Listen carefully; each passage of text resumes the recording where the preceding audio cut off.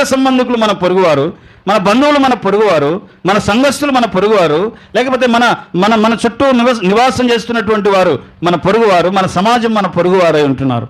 కాబట్టి పొరుగువారు మన చుట్టూ ఉన్నారు. అయితే ఆ పొరుగువారికి మనం ఏం చేయాలంట? సపోర్ట్ చేయాలి. హల్లెలూయా.